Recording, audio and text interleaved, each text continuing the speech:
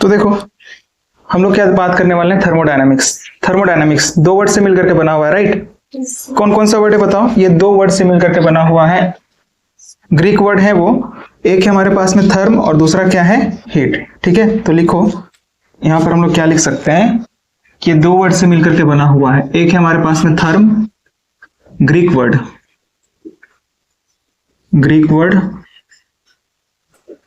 Therm,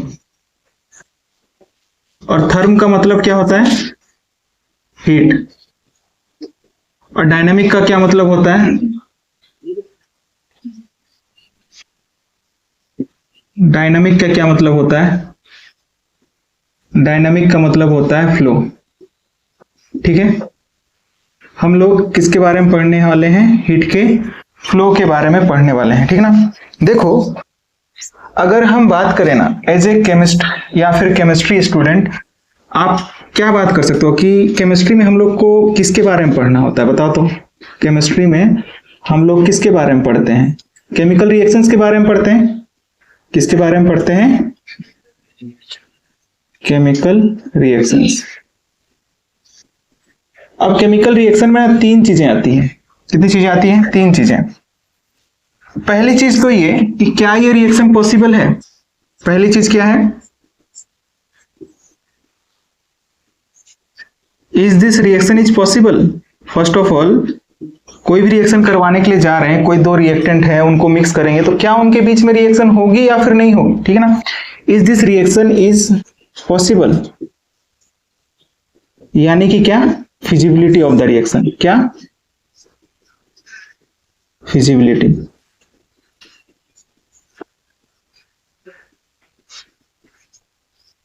तो feasibility के बारे में कौन बात करता है कि कोई भी रिएक्शन होगी या नहीं, इसके बारे में बात करता है थर्मोडायनेमिक्स। कौन बात करता है, थर्मोडायनेमिक्स। तो यहीं पर हम लोग लिखेंगे इसके बारे में बताएगा कौन, chemical thermodynamics.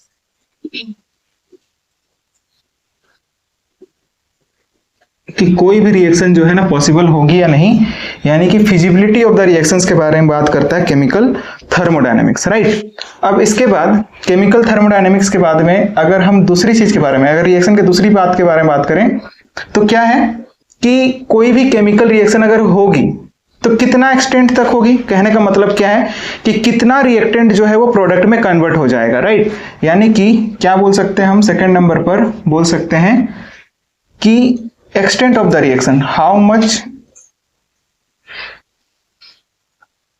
reactants converted into product। हमको पता चल गया कि रिएक्शन होगी तो कितना रिएक्टेंट जो है वो प्रोडक्ट में कन्वर्ट होगा, यानी कि किसके बारे में बात कर रहे हैं, एक्सटेंट ऑफ द रिएक्शन। किसके बारे में, एक्सटेंट ऑफ रिएक्शन। ठीक है, इसके बारे में कौन बताएगा, इसके बारे में बताता है केमिकल इक्विलिब्रियम। कौन बताएगा, केमिकल इक्विलिब्रियम। और तीसरी जो बात है, तीसरी बात क्या है कि हमको पता चल गया कि रिएक्शन पॉसिबल भी है और कितना रिएक्टेंट प्रोडक्ट में कन्वर्ट होगा ये भी पता चल गया। तो तीसरी जो बात है वो है कि केमिकल रिएक्शन को होने में कितना टाइम लगेगा, how much time it will take. क्या लिख सकते हो आप, how much time it will take to complete होने के लिए कितना हमारे पास में टाइम लगने वाला है। और इसके बारे में बात करता है केमिकल काइनेटिक्स। कौन बात करेगा, केमिकल काइनेटिक्स। पहले दो जो चैप्टर्स हैं वो चैप्टर्स आप पढ़ते हो क्लास 11th में, और ये जो केमिकल काइनेटिक्स है इसको आप पढ़ोगे अपने 12th स्टैंडर्ड में। कहां पर पढ़ोगे, 12th स्टैंडर्ड में पढ़ने वाले हो। ठीक है, तो ये एक जनरल बात है कि कोई भी केमिकल रिएक्शन में हम लोग को तीन चीजों की रिक्वायरमेंट रही होती है। पहली बात तो ये कि रिएक्शन जो है फिजिबल है या नहीं। अगर रिएक्शन फिजिबल है तो कितना एक्सटेंट तक रिएक्शन होगा, यानी कि कितना रिएक्टेंट जो है प्रोडक्ट में कन्वर्ट होगा। ठीक है, और अगर हमारे पास में ये भी पता चल गया कि कितना रिएक्टेंट प्रोडक्ट में कन्वर्ट होगा, फिर उसके बाद आता है कि कितना टाइम लगेगा। जैसे कि अगर आप खाना बनाने के लिए जाते हो, ठीक है ना, आपने देखा होगा कि कोई जो वाटर होता है ना उसमें हमारे पास में दाल नहीं पकती है अच्छे से। ठीक ना, होता है ऐसा। ठीक ना, अगर आपने कभी खाना वाना पकाया तो ऐसा होता है, देखने को मिलता है। तो मतलब है कि मतलब वहां पर रिएक्टेंट हमको चेंज करना पड़ेगा, है ना। तो वहां पर क्या हो गया कि रिएक्शन हो गया नहीं, पहली बात ये हो गया। अब अगर दाल बनाने के लिए जा रहे हैं तो कितना बनेगा, कितने लोगों के लिए बनेगा, कितना बनेगा, है ना, यानी कि एक्सटेंट ऑफ द रिएक्शन बोल सकते हो, ठीक है ना। उस तरह से आप समझ सकते हो कि कितना होगा रिएक्टेंट, कितना प्रोडक्ट में कन्वर्ट हो जाएगा, ठीक है। And third thing is the कितना टाइम लगेगा उस दाल को पकने में, कितना टाइम लगेगा, that is the chemical kinetics, ठीक ना। तो ये हमारे पास में मेनली 3 बातें रही होती हैं। अब देखो कोई भी केमिकल प्रोसेस है या फिर केमिकल रिएक्शन है, या तो वो क्या करेगा, एनर्जी एब्जॉर्ब करेगा, एनर्जी या फिर रिलीज करेगा। ये 2 ही चीजें हो सकती है। कोई भी रिएक्शन अगर होगी तो ये 2 चीजें हो सकती है ना, या तो वो रिएक्शन क्या करेगा, एनर्जी को एब्जॉर्ब करेगा, या फिर क्या करेगा, एनर्जी रिलीज करेगा। Chemical processes are done either by the absorption of energy और रिलीज ऑफ एनर्जी। तो बताओ इतना लिखना हो चुका है क्या, बताओ। yes, मिटा दूं। तो लिखो chemical processes are done, sir वो 2 पॉइंट छोड़ दीजिए।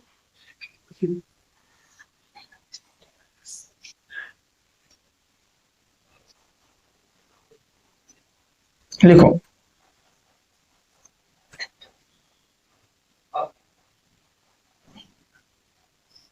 क्या लिख सकते हो, केमिकल प्रोसेसेस आर डन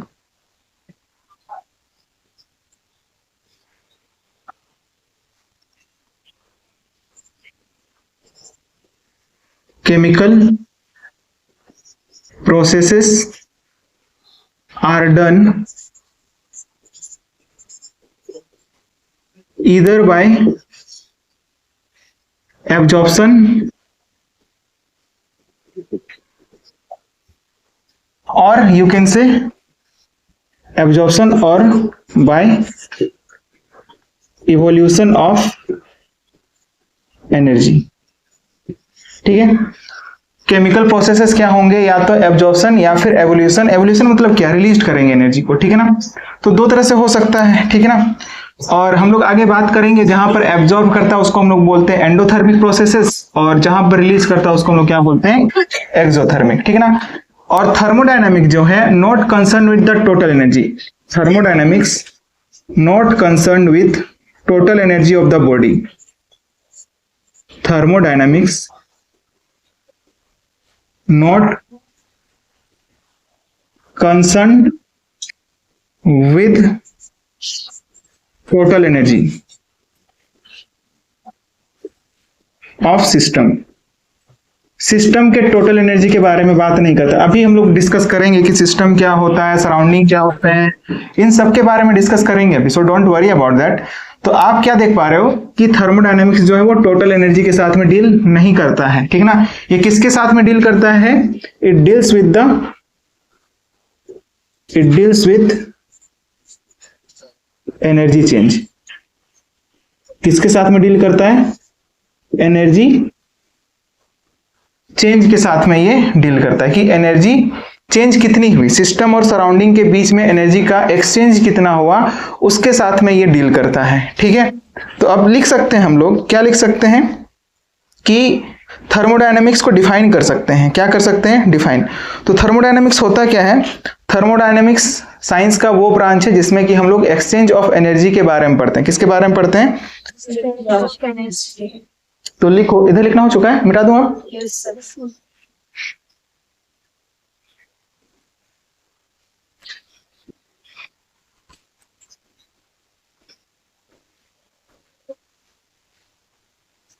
तो डिफाइन करो थर्मोडायनेमिक्स को। तो लिखो थर्मोडायनेमिक्स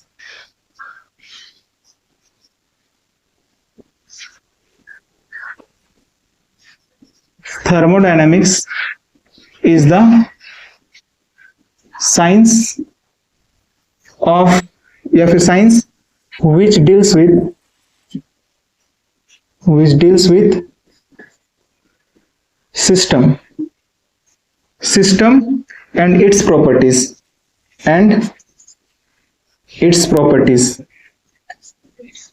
सिस्टम और उसके प्रॉपर्टीज के साथ में डील करता है, ठीक ना।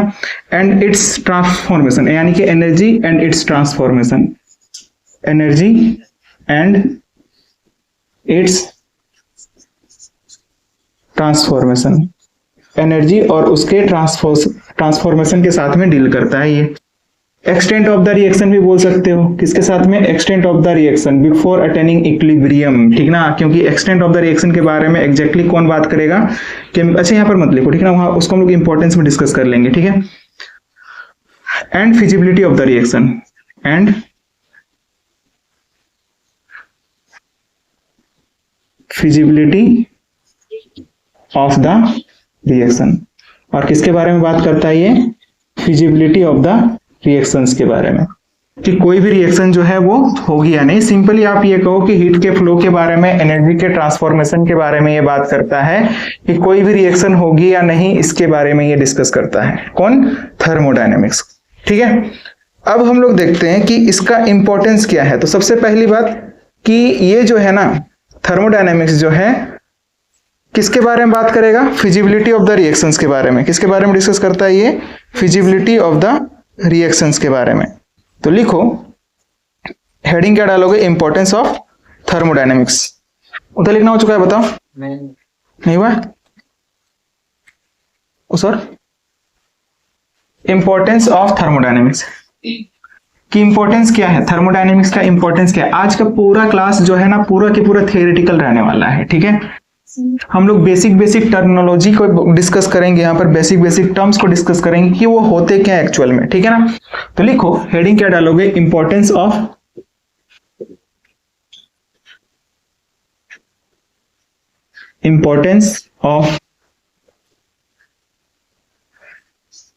थर्मोडायनेमिक्स, की इंपॉर्टेंस क्या होती है थर्मोडायनेमिक्स की। तो इंपॉर्टेंस क्या है, सबसे पहली बात ये किसके बारे में बात करेगा, feasibility of the reaction.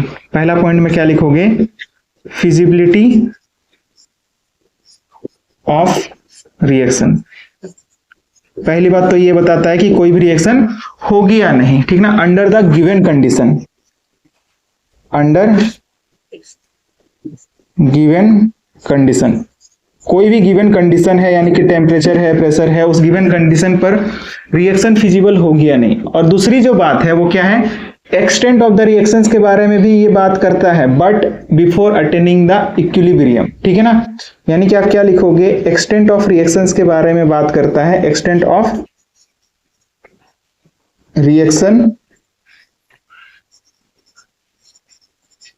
Before attaining the equilibrium. Equilibrium समझ में आता है ना, इक्विलिब्रियम किस स्टेट को बोलते हैं, वो स्टेट जहां पर कि रिएक्टेंट प्रोडक्ट में कन्वर्ट होता है, फिर प्रोडक्ट वापस रिएक्टेंट में कन्वर्ट हो रहा होता है। उस सिंपल आप इतना समझो, बाद बाकी जो है ना डिटेल में हम लोग डिस्कस करेंगे इक्विलिब्रियम वाले चैप्टर्स में, ठीक है ना। तीसरी जो बात है, तीसरी बात क्या है, तीसरी बात ये है, एक्सटेंट ऑफ द रिएक्शंस के बारे में बात करेगा। अब provide the explanation of macroscopic property, provide the explanation of, provide the explanation of macroscopic property, explanation of macroscopic property, ठीक है। किसका एक्सप्लेनेशन देगा ये, मैक्रोस्कोपिक प्रॉपर्टी, ठीक ना, यानी कि माइक्रोस्कोपिक प्रॉपर्टीज के बारे में ये डील नहीं करेगा, ठीक ना।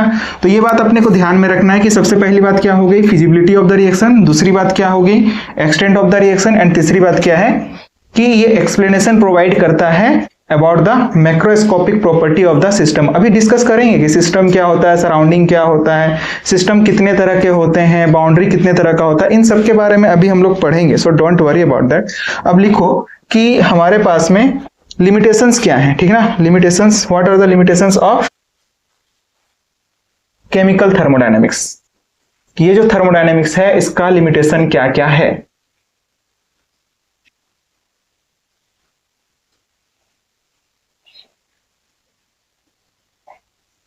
What are the limitations of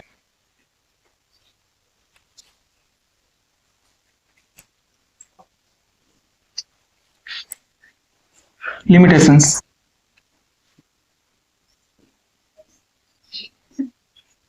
यानी कि कमियां क्या क्या है। तो पहला जो लिमिटेशन है वो क्या है, applied only matter on bulk. Applied यानी कि जो थर्मोडायनेमिक लॉ है thermodynamics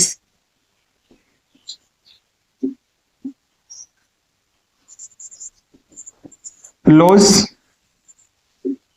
only applied for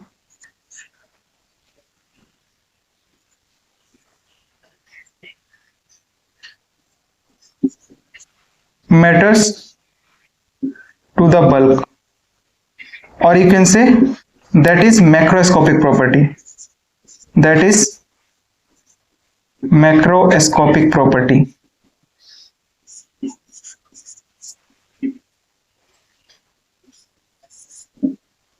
यानी कि ये पहला हमारे पास में क्या है, लिमिटेशन है कि ये मैक्रोस्कोपिक के लिए माइक्रोस्कोपिक के लिए एप्लीकेबल नहीं रहा होता। तो सेकंड पॉइंट में यही लिख सकते हो आप, that is not applicable for microscopic property, that is not applicable for microscopic property. कहने का मतलब क्या है, कहने का मतलब समझो कि ये जैसे कि हम लोग क्या बात कर लेते हैं, इंटरनल स्ट्रक्चर हो गया, मॉलिक्यूल का हो गया, एटम का हो गया, इसके साथ में ये डील नहीं करता। तो आप क्या लिखोगे, does not deal with the, does not deal with internal structure of atoms और मॉलिक्यूल्स। एटम्स और मॉलिक्यूल्स के इंटरनल स्ट्रक्चर के बारे में ये बात नहीं कर पाता है, ठीक ना। तीसरी बात, ये रेट ऑफ द रिएक्शन को एक्सप्लेन नहीं कर पाएगा, ठीक ना, कि कितने समय में रिएक्शन होगी, ठीक ना। यानी कि आप क्या लिखोगे, it does not tell us about the